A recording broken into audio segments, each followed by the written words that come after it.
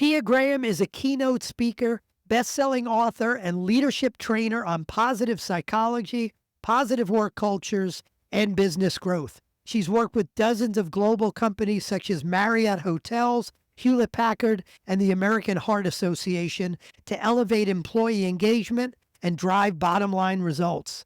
She has multiple certifications in neuroscience, positive psychology, coaching, and employee retention, and over 14 years of leadership experience. Her insights have been featured in major media such as CNN, Forbes, and Fast Company, to name a few.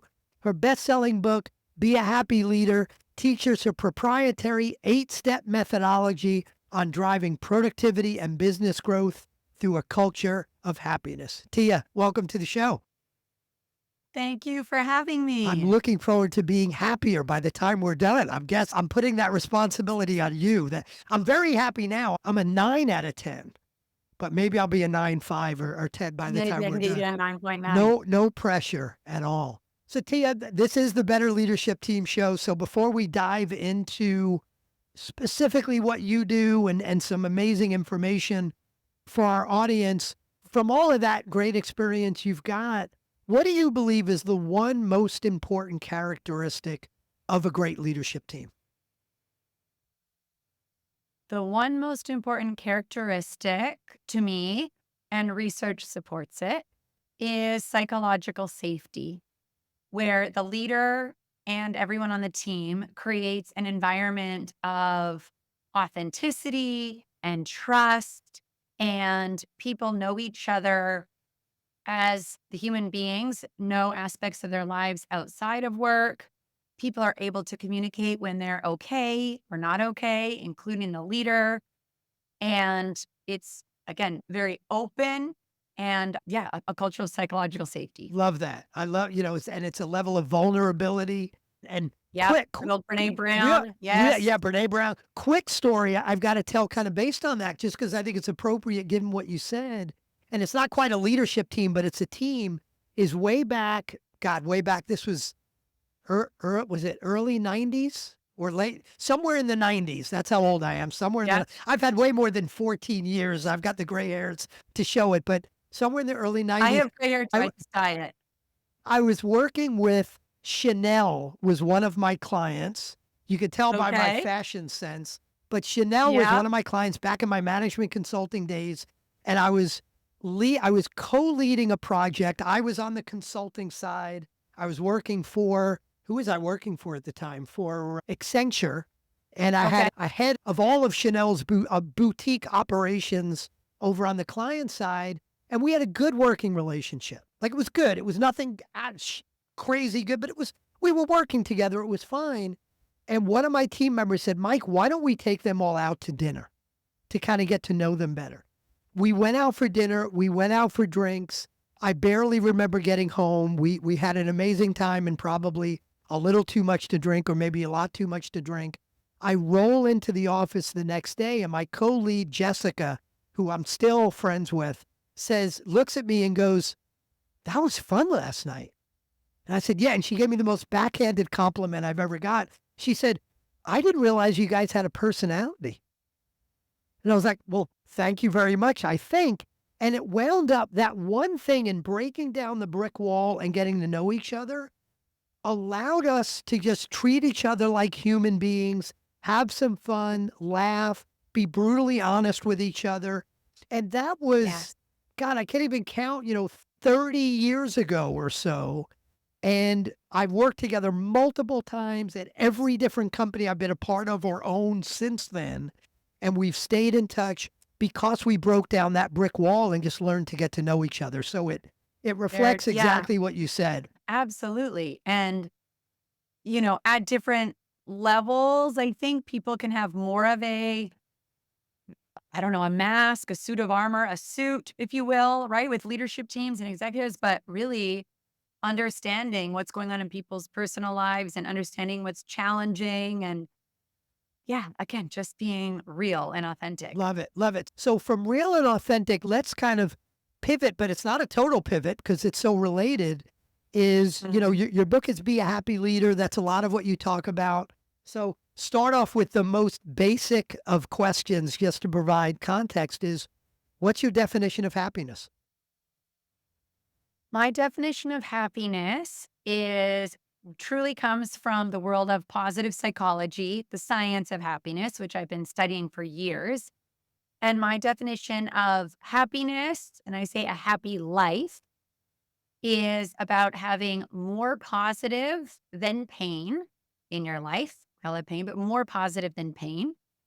Having meaning and purpose, feeling like your life is purposeful, your work is purposeful, and also about having different experiences that make you psychologically rich and wiser as you grow. I love that. And I love that it's not having pain, it's just having more positive than pain. And I would guess sometimes it's the pain, although painful in the moment, that may bring on the positive later, right?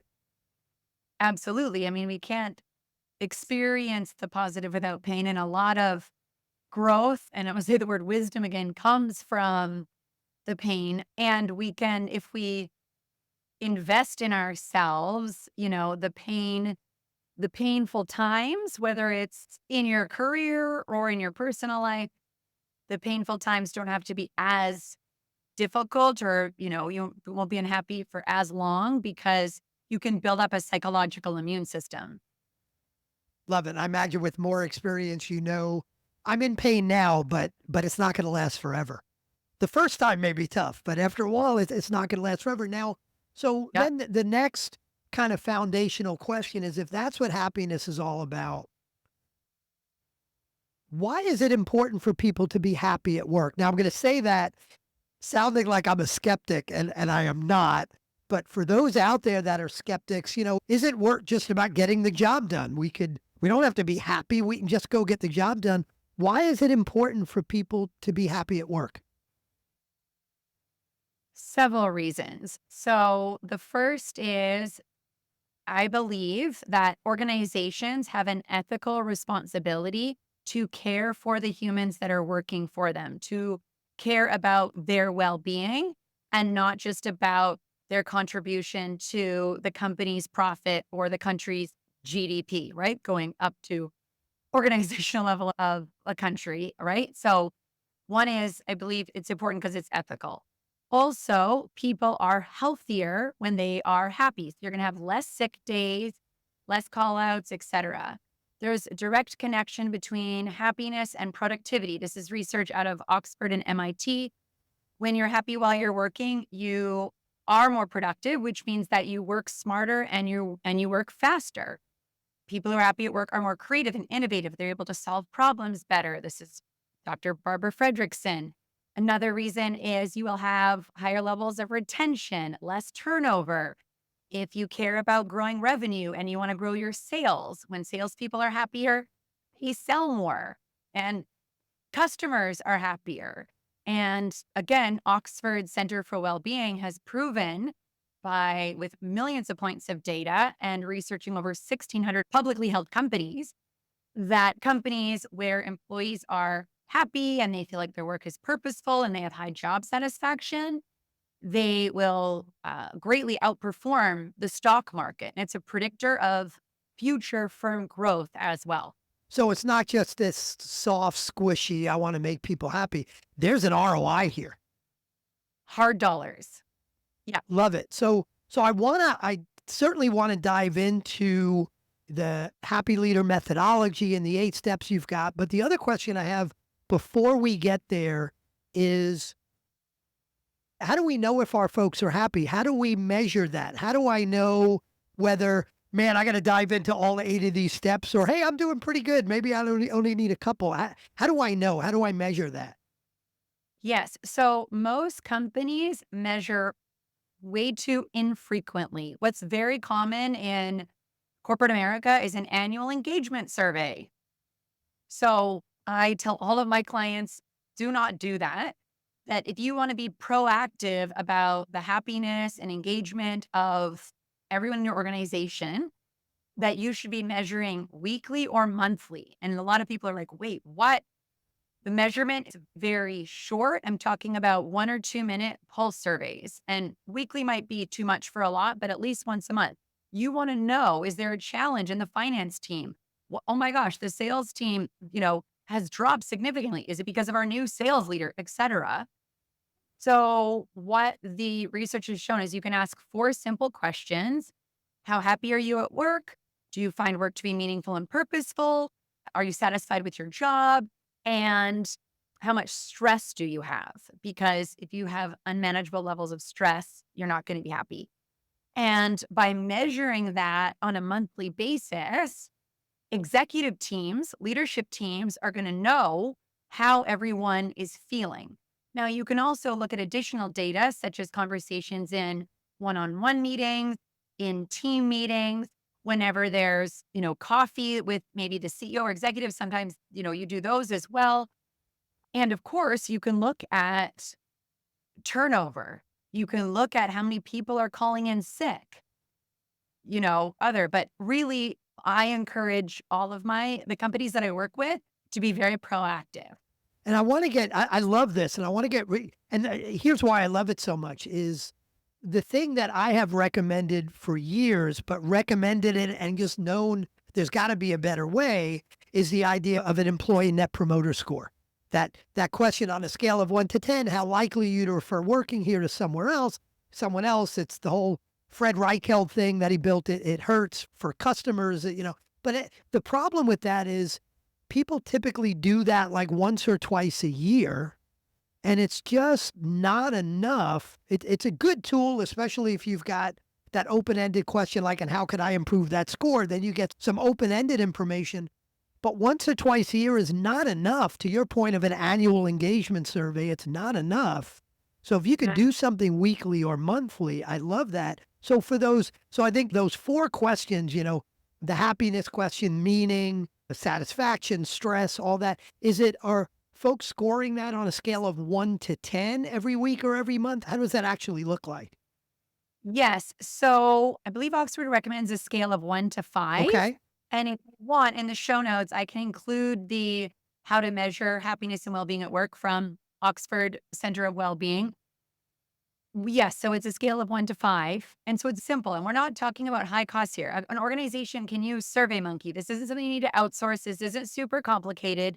And engagement and happiness are different. They're not the same thing. Someone can be engaged and doing their work, but might not be very happy. And of course, we know our emotions drive our behavior. Emotions are very important. And the best person to let an executive leadership team know if they're happy are the team members, the employees themselves.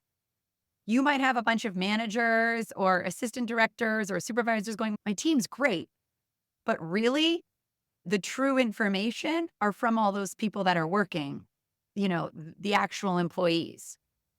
And I imagine these questions are anonymous, or do people put their name on it? They're anonymous. Beautiful. Yep, they're anonymous. Okay. And so you can do a very quick, like I said, it's 1 minute, maybe 2 minutes. 2 minutes at the end of every month rolls up. And of course, you want to have it mandatory. You want to try and get everyone to answer. And then what's equally as important is the information is acted upon, of course, because what happens in a lot of organizations is employee satisfaction engagement is measured, and maybe there's a few things change, maybe not. They might not hear about it for 3 months. The team members need to feel that these leaders truly care about my happiness and well-being. And I got certified as a chief happiness officer in Denmark, and employees are significantly happier in Denmark than in the United States. Of course, many differences in the country but anyway, it was very clear listening to the Danish CEOs that came to speak to our group that their number one priority is frontline employee happiness. That's what they think about. How can we help them? How can we alleviate their challenges? We are here to serve them. What drives them to think about that so much more often than maybe the US counterparts, do you think? So the organizations are a lot flatter Which is interesting because I've been seeing some of the big pharma companies taking out a lot of middle management. I've been reading about it. But anyway, it seems like the US might be moving this way in some industries, but a lot flatter organization. So the executives at the very top are a lot closer to the front line. That's one. And your question was, So you said the Danish folks, the Danish CEOs, they put front and center happiness. Sounds like yes, relative, more so than I guess their US counterparts. I was just wondering what that's an important lesson, but also maybe why do they put it front and center? What's behind that? And maybe it is the flatness of the organization. yeah, that's one. I mean, culturally, well being and happiness is very ingrained in Scandinavian countries. That could be a whole episode just about how the governments are run as well, where well-being is of all citizens is a top priority, as important as GDP, I would say, where it's not necessarily the case here.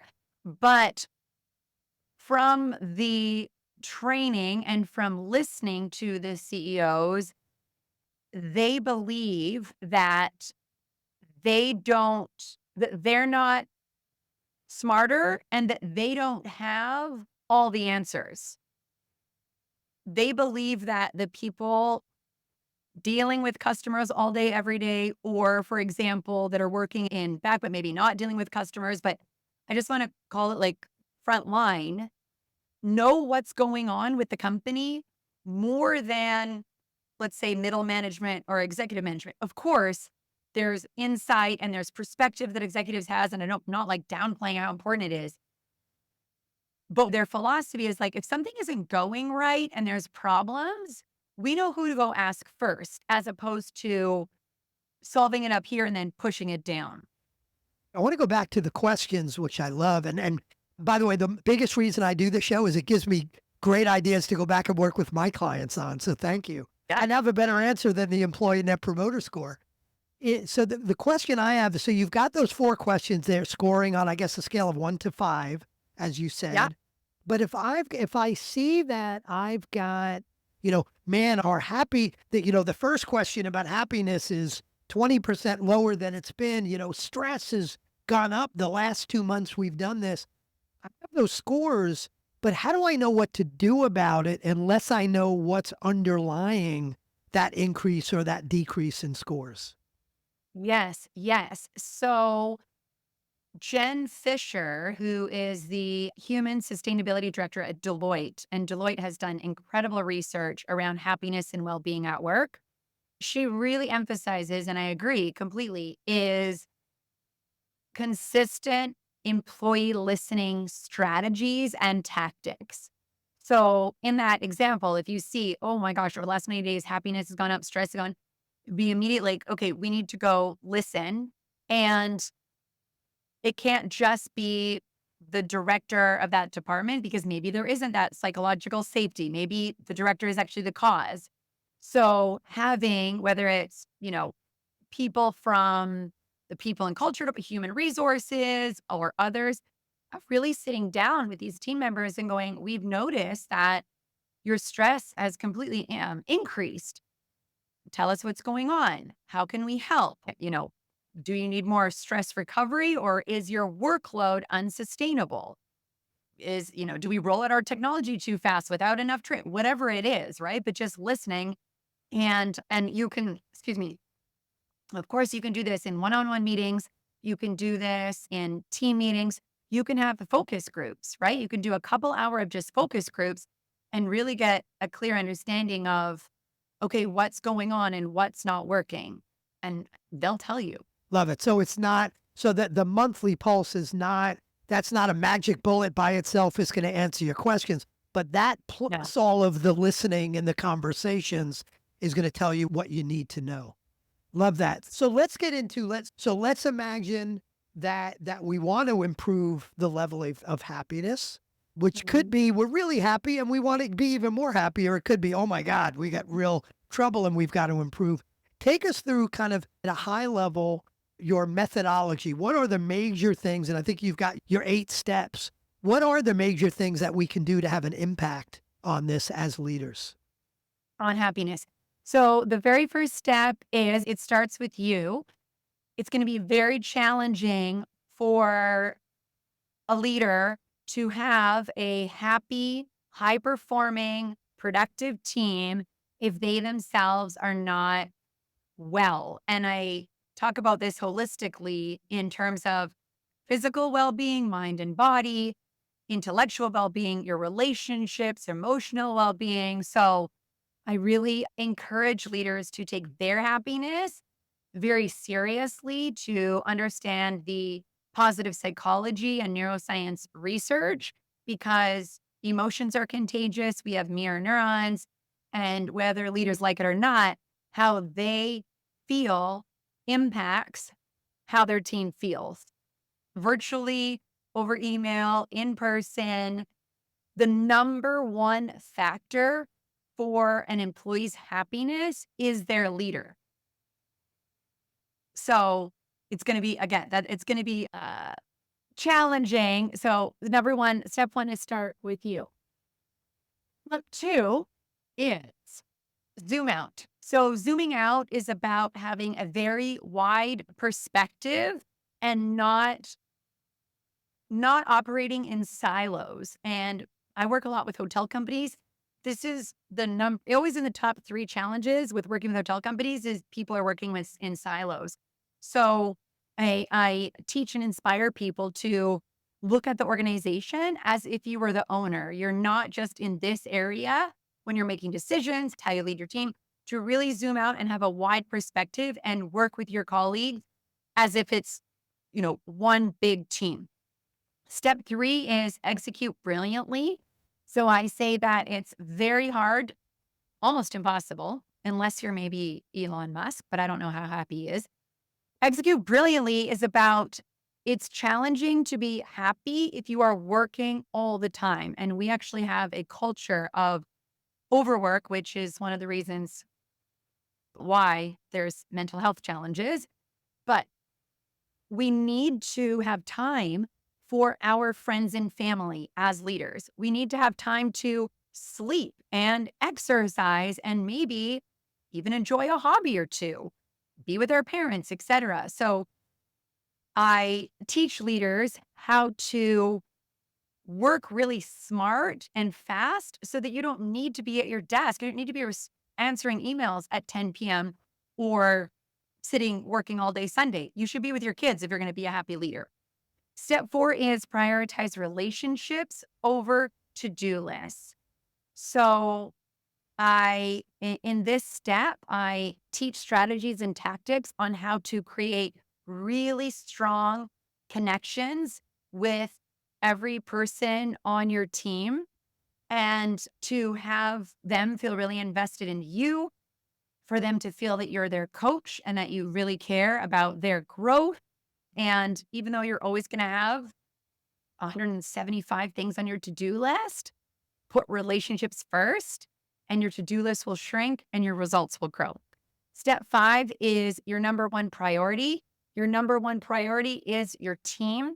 So in this step, I talk about creating psychological safety, making sure that there's friendships within the team, making sure that people are working collaboratively and learning together and growing together, and creating such a tight-knit unit so that when a competitor calls and says, hey, I'm going to offer you 15,000 more, the person's going to go, yeah, but I don't know if it's worth the risk because I really like this team so much. Step 6 is measure to excel. So in this step, I talk about the 4 disciplines of execution and measure what matters. It's really about measuring lead measures so that you exceed your results and everyone's focused on one big goal. I find that a lot of leaders have never been taught how to measure lead measures and get everyone motivated and excited and rallying behind this and having it, again, not having people not feel like they're just individual contributors, but everyone's working towards one big goal. Step 7 is be the spark. This is where I teach people teach leaders how to increase their optimism and positivity and how to really be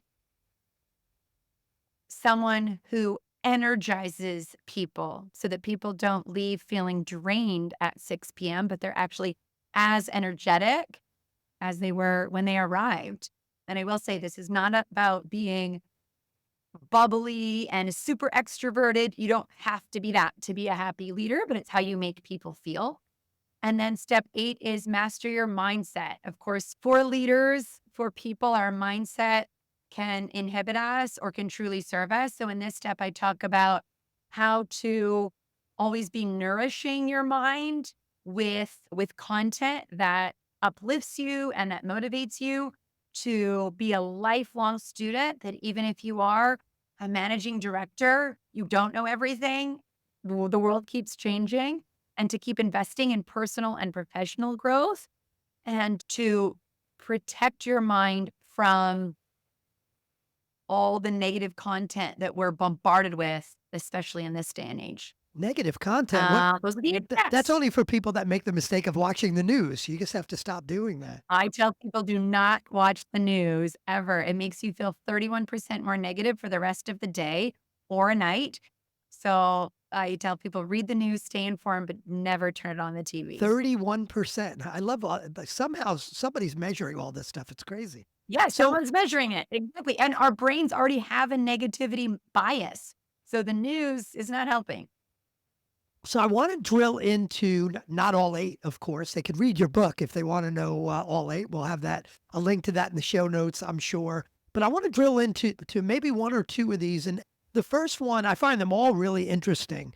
But your fourth one, which is prioritizing relationships over to-do lists. Let's get real tactical for a minute. If a leader says, hey, that sounds interesting, I want to do that. I want to build stronger relationships on my team. What's one powerful action a leader can take later today or tomorrow to do this? Because it sounds like a nice concept. How do you do it? Yes. So one tactic is for the leader to learn about how to be a coach and not a manager, to truly be a coach. And coaches believe in partnering with their team members to inspire them to reach their full potential. So I always use the example of like Serena and Venus Williams, right? They are incredible, yet they have coaches because everyone can get better. And what coaching does is it increases how much people believe in themselves. It makes them dream and visualize where they could be in their career, which then positively affects their personal life. And it provides new awareness, new insight, holds people accountable, challenges them, and really just like puts a lot of wind in people's sails. So, and you don't necessarily have to become a certified coach to do this. You could read one great coaching book, grab one off Amazon for $10, and design your one-on-one meetings to coach, and you will get incredible results out of your people, but they will feel like, oh my gosh, this person cares about me so much. They're invested in me, and your relationship will become super strong. And by the way, the book I would recommend, I don't know if you read it, is The Coaching Habit by Michael Bungay Yes, Stanier. that's a great one. Love that book. There are a lot of great books, but that's a great one. But I love this. And I was surprised by your answer, but then came around and say, of course that's true, is when you talk about coaching, because to me, coaching could still be like, yeah, I'm coaching someone to help them get their to-dos all done and help them hit their results. But the point you brought out that I think was super important to think about as you're coaching is, if you're coaching right, you're showing that you actually care about the other person, not just getting the job done. Not just the results. Yes. And the Harvard research shows, and this is, of course, there's incredible different leadership research out there, but I've read Harvard research shows that most leaders are really strong in driving results, or they're really strong on the relationship side. And it's actually very challenging to be strong at both.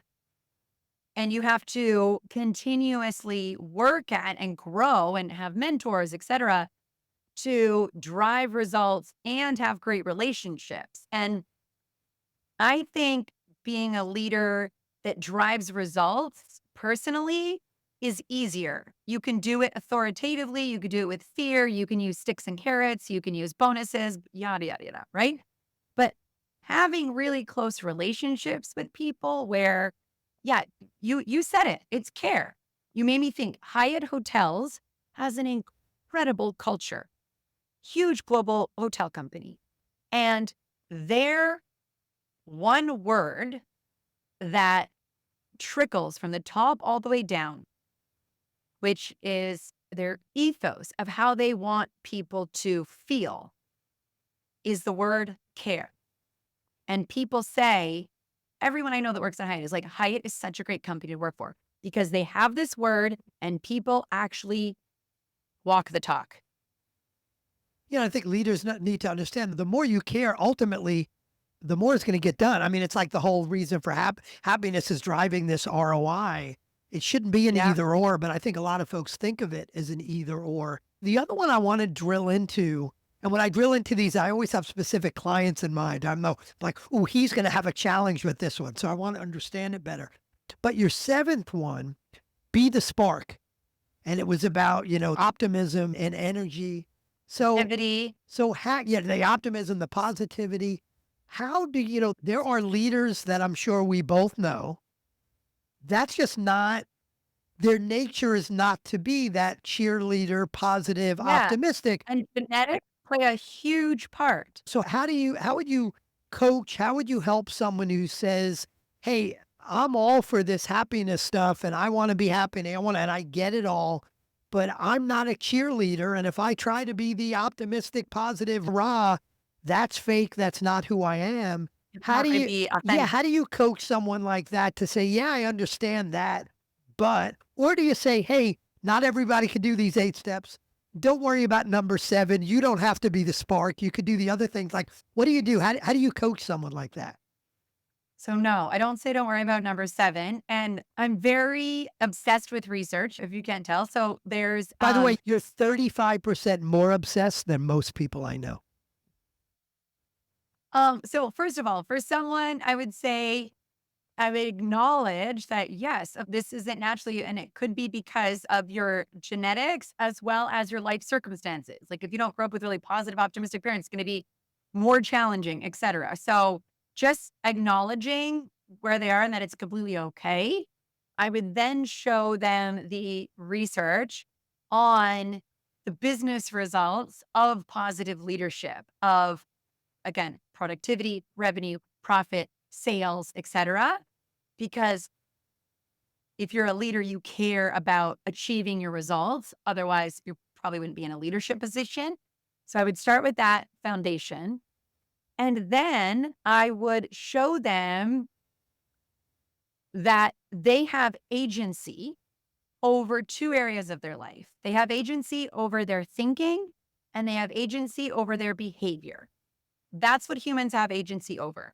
And so I would actually get really granular and I would like grab a typical Monday and I would break it up. I would say, let's talk through like your time before you get to work, your morning, your lunch, your afternoon, maybe late, and then your evening. And let's walk through, let's like talk me through what you're doing. What are your behaviors? What are you choosing to do? And what are you thinking about? And I would just have them be reflective with, me as their coach. And I am going to very quickly see behaviors and thinking patterns that are contributing to negativity and pessimism. And it's not about getting everyone to be a level 10 cheerleader.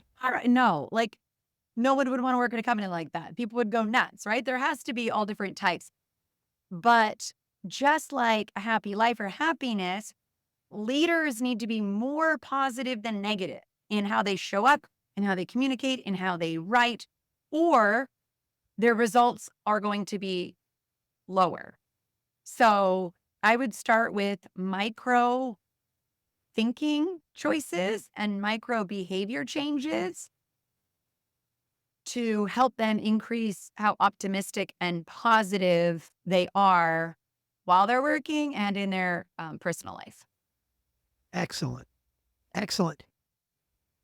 Tia, where should people, if people want to, well, actually, I was going to say, where should people go? They want to find out more about you. But I want to ask you a different question first, and we're going to get there very last, is tell me a little bit more about how you help your clients. I know you do a lot of keynote speaking and you've got your book, but give me a sense of all the different ways that you help client and, and help leaders and everyone else in the organization. Then I'll talk about, where people could find you. Okay. Yes. So it's really three main areas of my company. So one are keynote talks in person and virtually.